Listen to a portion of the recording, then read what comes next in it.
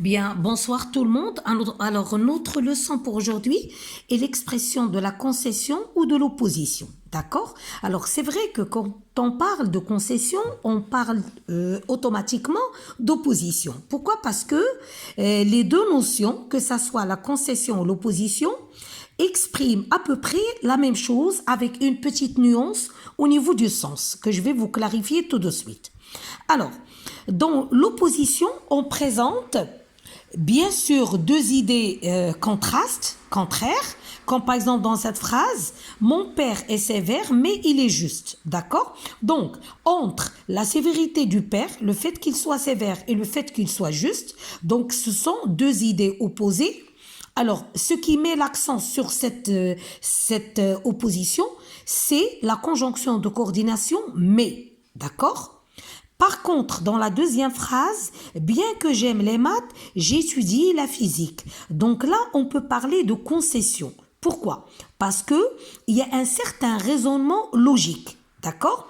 Alors, le raisonnement qu'on a là, c'est que même si j'aime les maths, d'accord? Quelqu'un qui aime les maths, normalement, il doit étudier les mathématiques. Or, ici, le contraste ou la concession, elle est à quel niveau? C'est que la personne qui dit cette phrase ou qui déclare cette opinion-là, donc c'est que il aime une chose, il étudie une autre. Donc, la concession, elle est à ce niveau-là. Bien que j'aime les maths, donc il aime les maths, il l'affirme, mais ce qu'il est en train de faire, c'est qu'il est en train d'étudier la physique. D'accord? Donc, comment exprimer la concession et l'opposition? Donc, il y a pas mal de moyens. Parmi ces moyens, on a déjà la conjonction de coordination mais, d'accord? Alors, on a des expressions comme, par exemple, en dépit de, ou bien malgré, qui sont suivis d'un nom, d'accord? Plus un nom.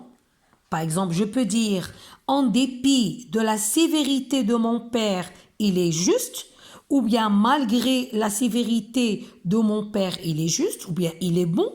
Donc, en dépit de et malgré, ils sont toujours suivis d'un nom. Alors, je peux dire cependant, d'accord? Par exemple, mon père est sévère, cependant il est juste, d'accord? Comme je peux dire pourtant, mon père est sévère, pourtant il est juste, d'accord?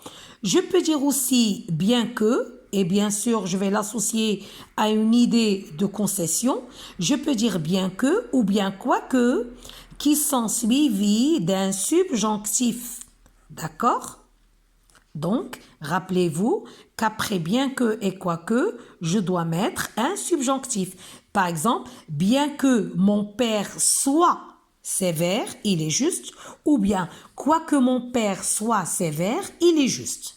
D'accord?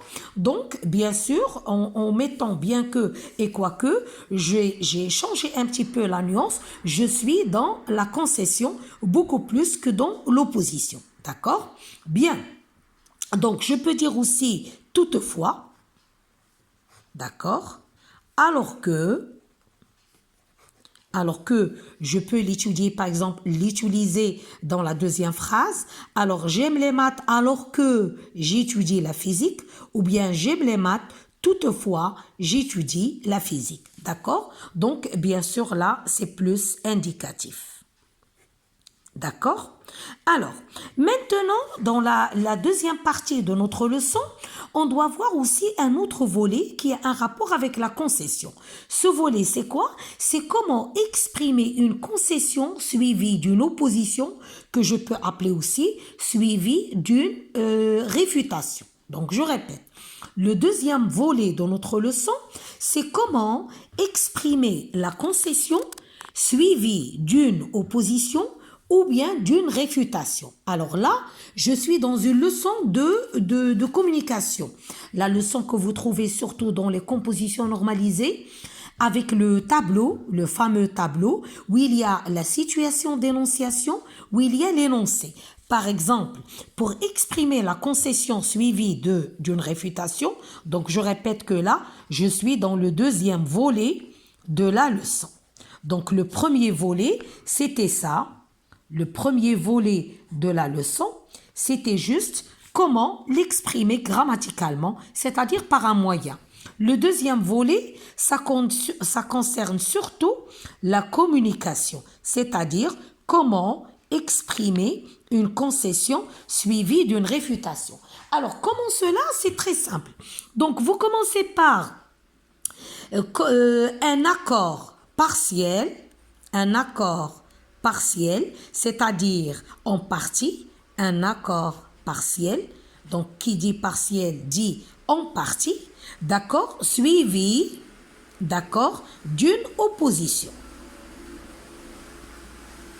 Alors, comment cela? Très simple. Par exemple, supposons que quelqu'un, par exemple, vous a invité chez lui par gentillesse pour passer un peu de temps ensemble, quelque chose comme ça. D'accord? Ou un anniversaire, ou une fête, ou n'importe. Alors, toi, par exemple, et on se retrouve souvent dans ces situations-là, t'as pas vraiment envie d'y aller, mais tu ne veux pas le blesser. Donc, tu peux lui dire, certes, c'est gentil de ta part de m'inviter, c'est gentil de m'inviter, par exemple, de m'inviter, mais j'ai, par exemple, une affaire urgente à régler. J'ai une affaire urgente à régler. Alors, regardez comment est construite cette phrase. Donc, vous avez commencé par un accord partiel. Certes, c'est gentil, on a l'impression que tu es d'accord, c'est-à-dire que tu vas accepter. Mais juste après, tu réfutes cet accord. Tu dis mais, c'est-à-dire c'est comme si cet accord avec lequel tu as commencé, d'accord, tu l'as réfuté. Que veut dire tu l'as réfuté? Tu l'as rejeté par mais. Certes, c'est gentil, j'apprécie, mais. Donc, tu rejettes cet accord du départ. Comme lorsque vous dites aussi, donc, il est vrai, par exemple, que mon père est sévère, si on veut revenir à la phrase de départ. Il est vrai que mon père est sévère, c'est-à-dire tu montres un accord partiel au départ, d'accord, que tu vas rejeter, que tu veux casser, par exemple, réfuter avec mais il est juste. Mais il est juste. Donc, tu es en train de valoriser un petit peu là le caractère de ce père. D'accord? Il est sévère, d'accord? Je le lui concède, mais il est juste. Ça veut dire que quand même, il cache un bon côté, un bon cœur. D'accord? Donc, c'est ce qu'on appelle exprimer une concession suivie d'une réfutation. Alors, les moyens maintenant. Les moyens, alors, pour exprimer, vous débutez par un accord partiel. Donc, vous dites...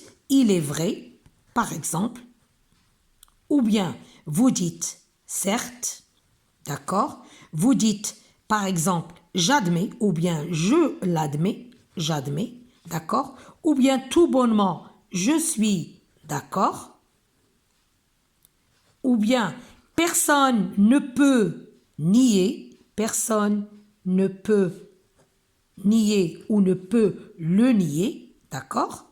Alors regardez, tout ce que j'ai là, je peux l'appliquer sur cette phrase. Il est vrai que mon père est sévère. Je peux dire certes mon père est sévère. Comme je peux dire j'admets que mon père est sévère. Donc je peux dire j'admets que.